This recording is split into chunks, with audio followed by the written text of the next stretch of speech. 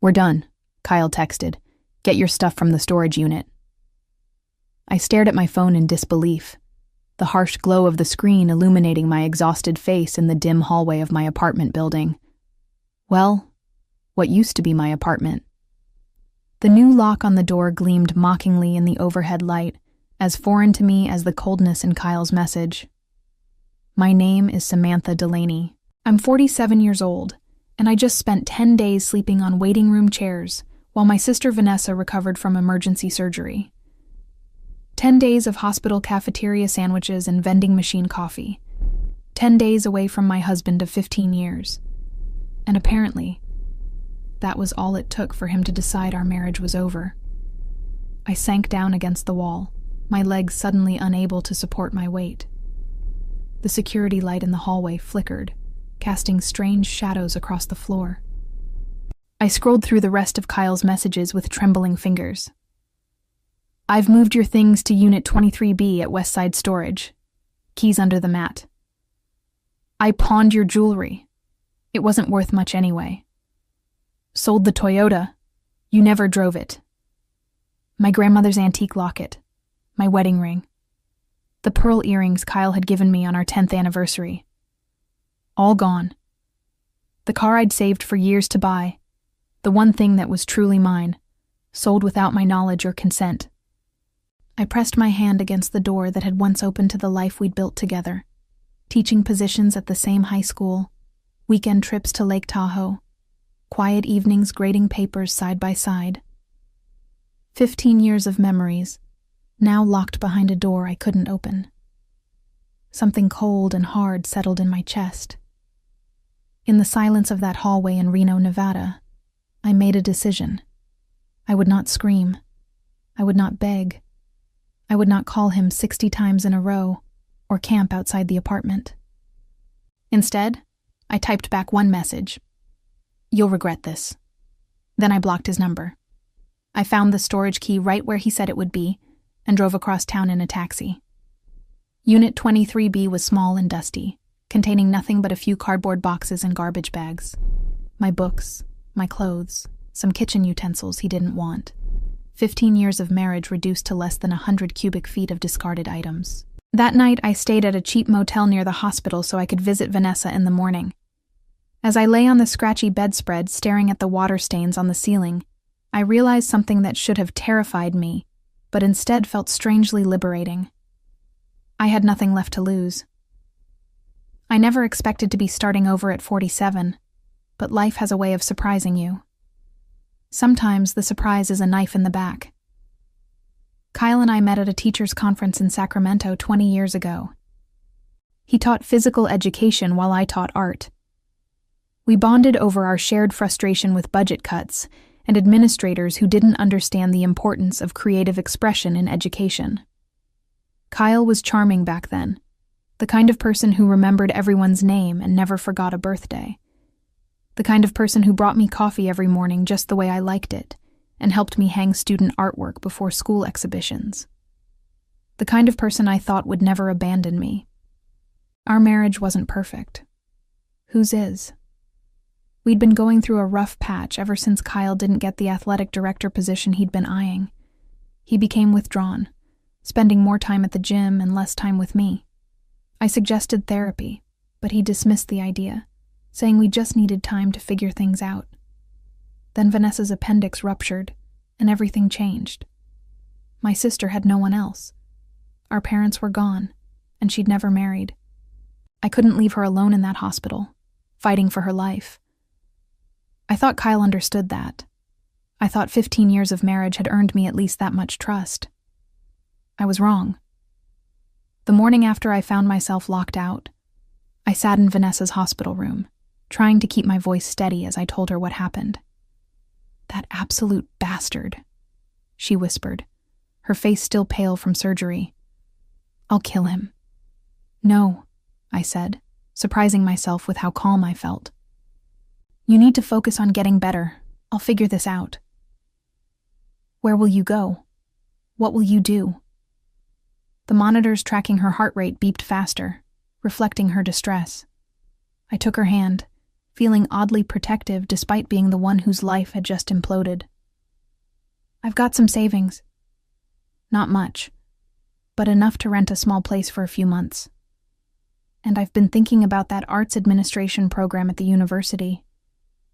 Maybe it's time I finally applied." "Sam," Vanessa said, using my childhood nickname, "you don't have to pretend with me. It's okay to fall apart." I looked out the window at the Sierra Nevada mountains in the distance, their peaks dusted with early snow.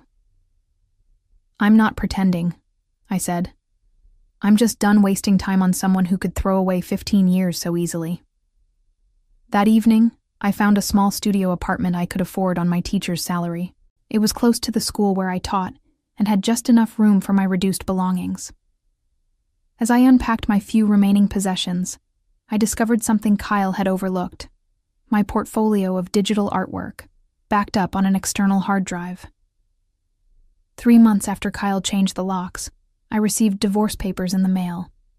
He'd cited irreconcilable differences as the reason for our separation. I almost laughed at the clinical term for what had happened. Irreconcilable differences didn't quite capture the magnitude of coming home to find yourself homeless, your possessions sold, your marriage over via text message. The legal document listed our shared assets. Kyle had claimed everything of value: the apartment, the furniture, our joint savings account. He'd even taken half my retirement fund. According to his lawyer, I was entitled to nothing else, since I had abandoned the marriage by staying with my sister during her health crisis. I sat at my small kitchen table, staring at the papers until the words blurred. The pain I'd been holding at bay threatened to overwhelm me. For a moment, I considered calling Kyle, demanding an explanation, fighting for what was rightfully mine. Then my phone buzzed with a notification. An email from the university. I'd been accepted into the arts administration program with a partial scholarship. Classes would start in 6 weeks. It felt like a sign. I could spend months, maybe years, fighting Kyle in court for material possessions, or I could invest that energy in rebuilding my life. I signed the divorce papers without contesting his claims, much to the frustration of the lawyer Vanessa had insisted I consult. "He's walking away with everything," the attorney warned. "You're entitled to much more than this."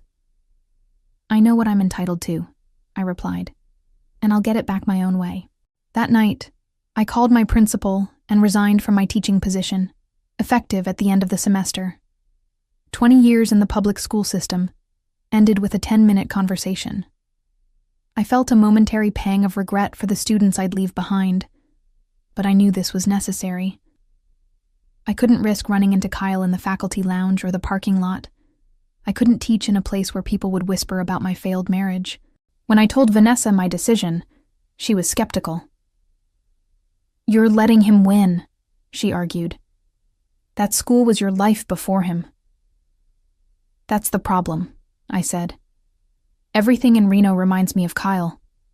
The school, our favorite restaurants, the park where we used to walk on Sunday mornings. I need a clean break." "And then what?" she asked. "You'll get your degree and—" I showed her the digital art portfolio I'd been working on. Illustrations, animations, and interactive designs I'd created over the years as a hobby.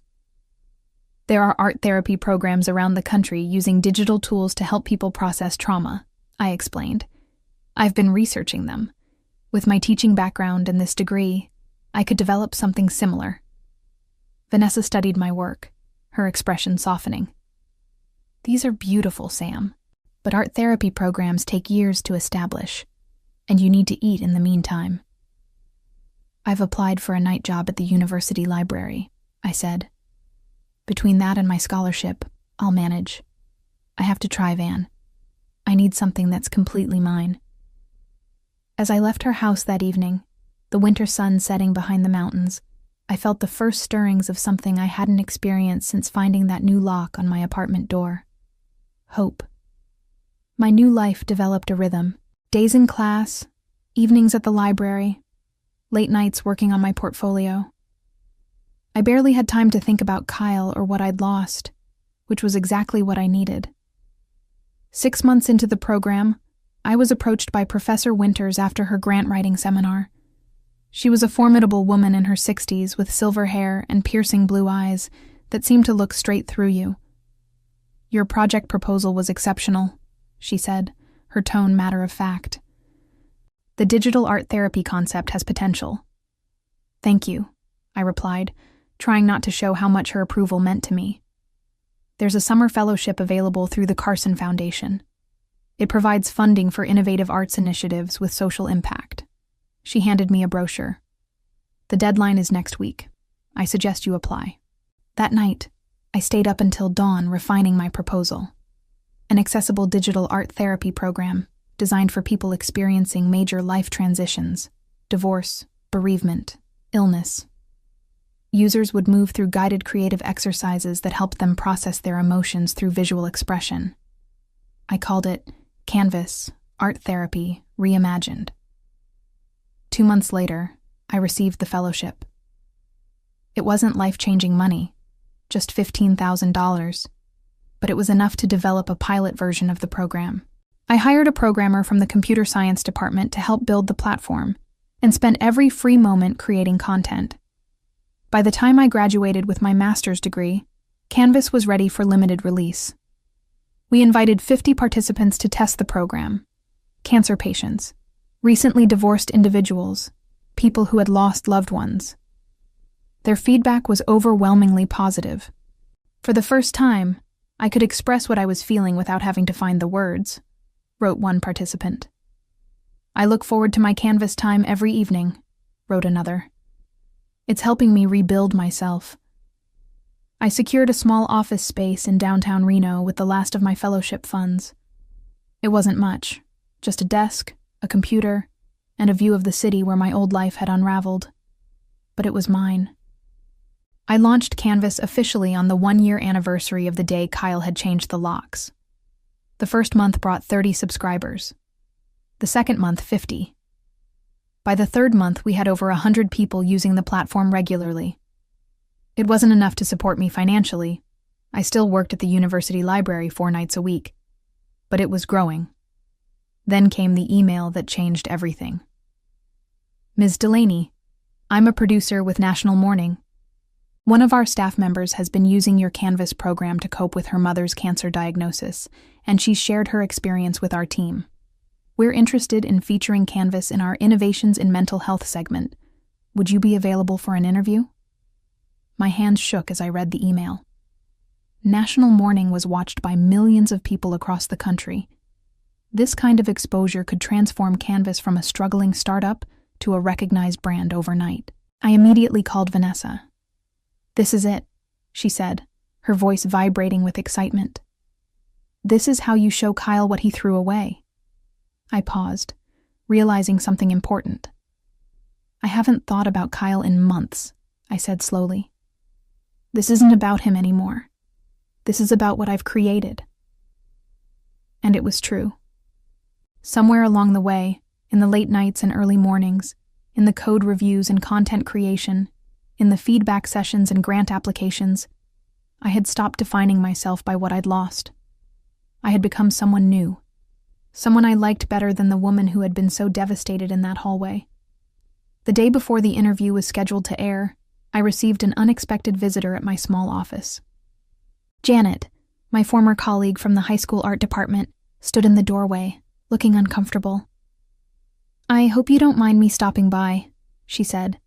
"I saw the promos for your interview tomorrow and, well, I thought you should know. Kyle's been fired." Janet perched on the edge of the chair across from my desk, clearly uncomfortable with her role as messenger. "He's been selling equipment from the athletic department," she explained. "Weights, uniforms, even electronics from the coach's office. The new athletic director noticed the discrepancies in the inventory and started investigating. They found receipts from pawn shops all over town." I felt an odd detachment as I processed this information. How long had it been going on? Over 2 years, apparently. It started small, but lately... She hesitated. "Things haven't been going well for him since you left. He's been drinking a lot, missing classes." The administration was already on the verge of disciplinary action when this came to light. 2 years. That timeline wasn't lost on me. Kyle's theft had started around the same time he'd begun withdrawing from our marriage, long before Vanessa's emergency or the locked apartment door. "There's more," Janet said, her voice dropping. "The car, your Toyota. The police are investigating the sale. Apparently, Kyle forged your signature on the title transfer. The new owner tried to register it, and the DMV flagged it. I thought about the car I'd saved for years to buy. The car Kyle had sold without my knowledge or consent. The car whose loss had symbolized the complete dismantling of my independence. "Will they press charges?" I asked. "It's a felony, Sam. Title fraud, forgery. They're serious crimes. He could face jail time." I should have felt vindicated. Wasn't this what I'd promised when I texted, "You'll regret this"? But instead, I felt hollowed out. The man Janet described, drinking, stealing, forging documents, was a stranger to me. After she left, I sat in my quiet office, watching the sun set over the mountains. My interview was scheduled for 7 a.m. Eastern Time tomorrow, 4 a.m. in Nevada. I should have been reviewing my talking points, preparing for questions. Instead, I was thinking about Kyle, trying to reconcile the man I'd married with the person he'd become. My phone buzzed with an incoming call. The number was unfamiliar, but the Reno area code told me enough. I answered without speaking. "Samantha?" Kyle's voice was rougher than I remembered, with an edge of desperation. "Please don't hang up." I remained silent. "I saw the promo for your interview. You look really good. I'm happy for you." Still, I said nothing. "I know you know about the school, about the car. I messed up, Sam. I messed everything up." His voice broke. "I've been trying to call you, for months, for over a year. 365 calls. You never answered." I hadn't known about the calls. I'd blocked his number that night in the hallway and never unblocked it. Whatever messages he'd sent had disappeared into the digital void. "Say something, please." Finally, I spoke. "What do you want, Kyle?" "I want to apologize. I want to explain." "I don't need your explanation," I said, surprised by the steadiness in my voice. "Whatever you did, whatever your reasons were, it doesn't matter anymore." "Sam, no," I said firmly. "You don't get to call me that. You don't get to pretend we're still close. You threw me away like I meant nothing. You sold my possessions. You locked me out of my own home." "I was desperate," he whispered.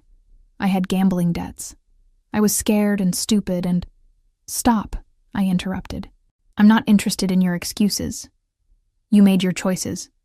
Now you're facing the consequences." There was a long pause.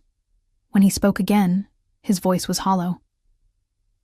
"The police want me to turn myself in tomorrow." "Then that's what you should do." "Will you be back from New York by then? Could we meet? Just once?" I closed my eyes, feeling the weight of our shared history pressing down on me. 15 years of marriage, the good days and bad, the life we'd built, and the way it had ended. "No," I said finally. "I don't think that would be helpful for either of us." I ended the call before he could respond, then turned off my phone completely. I had an early flight to catch and a new future to embrace. Kyle belonged to my past. The National Morning Studio was a whirlwind of activity. Production assistants with headsets rushed past, camera operators adjusted equipment, and makeup artists fussed over the hosts and guests. In the green room, I sipped water and tried to calm my nerves. 5 minutes, Ms. Delaney," a young woman with a clipboard informed me. I nodded, smoothing the sleeves of my blue blazer, the most professional item in my limited wardrobe. Beneath the jacket, my heart hammered against my ribs. "You're going to be great," the makeup artist assured me as she applied a final touch of powder. "Just remember to look at Jessica, not the camera." Jessica Chen, the host of the Innovation segment, had a reputation for thoughtful interviews. Still, I ran through potential questions in my mind, rehearsing answers about Canvas, its development, and its impact. What I wasn't prepared for was her first question after the cameras started rolling. Samantha, Canvas was born from your own experience with loss and transition. Can you tell us about that journey? I froze momentarily. In all our pre-interview communications, we'd focused on the program itself, not my personal history. But as I looked into Jessica's kind eyes, I realized this was an opportunity to reach people who might be sitting where I had been, hollow and hurting, needing a way forward. 2 years ago, I began. I came home to find the locks changed on my apartment door. My husband had ended our 15-year marriage via text message, sold my car, and pawned my jewelry. I smiled slightly, aware of the camera but speaking directly to Jessica. It was disorienting, to say the least. Jessica's expression was perfectly balanced between empathy and professional interest. How did you move from that moment of crisis to creating Canvas? I explained my journey, the arts administration program, the fellowship, the late nights developing content. As I spoke, I realized how far I'd come from that night in the hallway. Canvas isn't just about processing grief or trauma, I concluded. It's about reclaiming your narrative, finding beauty and meaning in the midst of chaos. It's about rebuilding. The interview flew by. We discussed the scientific foundations of art therapy, demonstrated how the program worked, and shared testimonials from users. Before I knew it, Jessica was wrapping up the segment.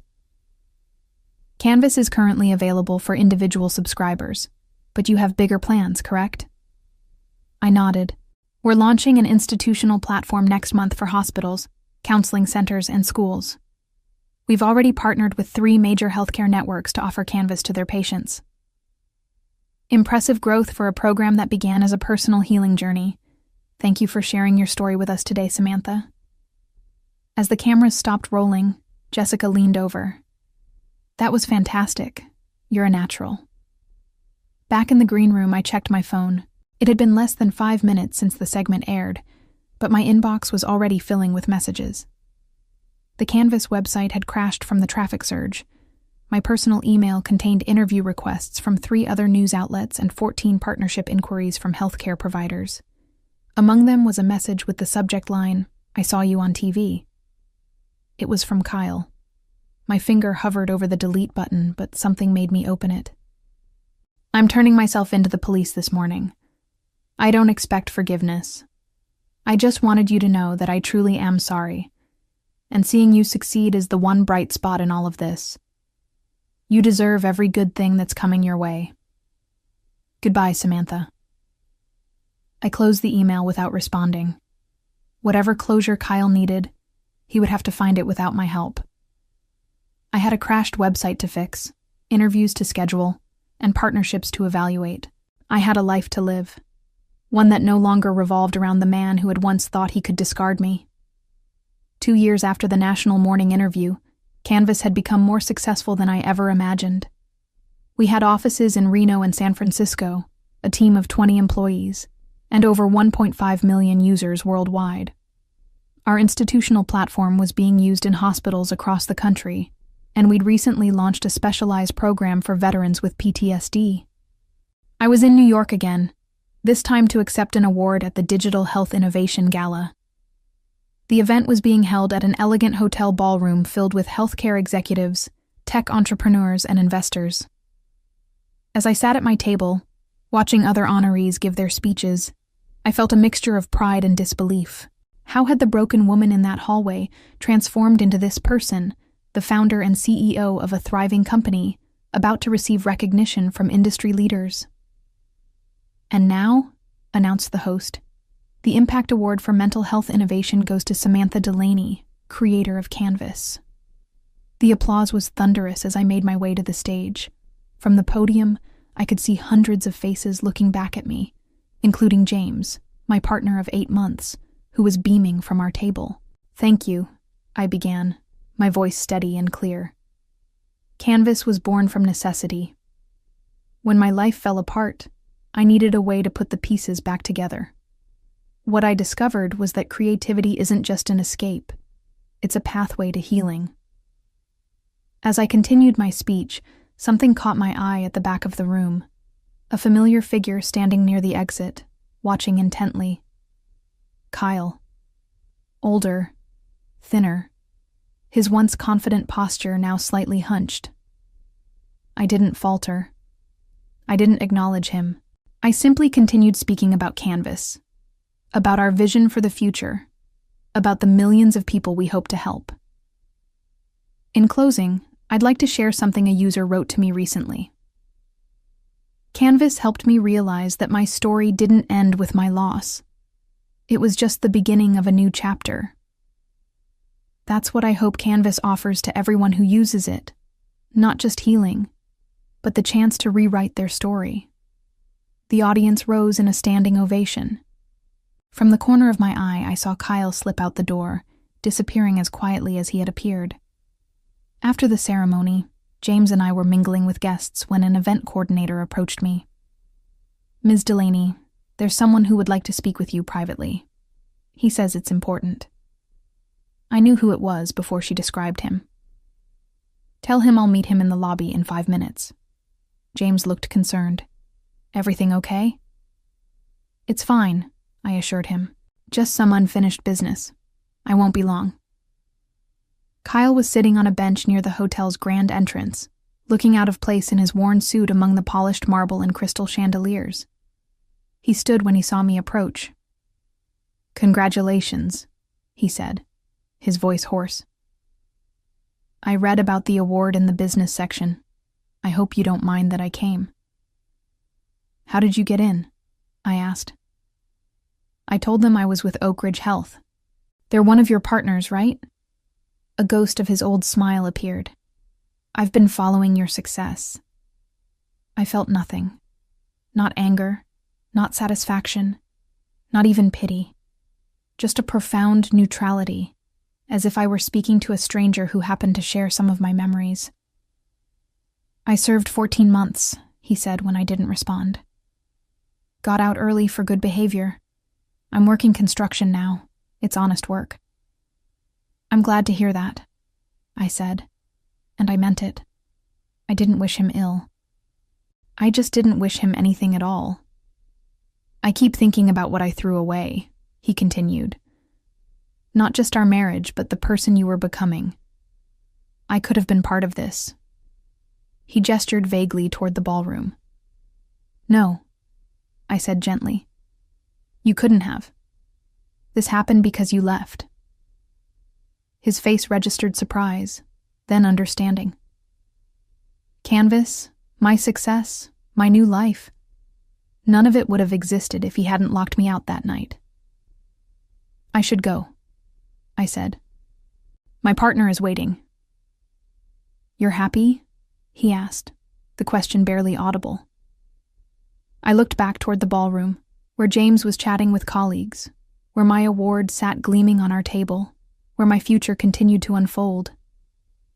"Yes," I said. "I am." As I walked away, I heard Kyle call after me. "Samantha?" I turned. "You were right," he said. "I regret it, every day." I nodded once, acknowledging his words without responding to them. Then I returned to the celebration, to the life I had built from the ground up, a life that was finally, completely my own.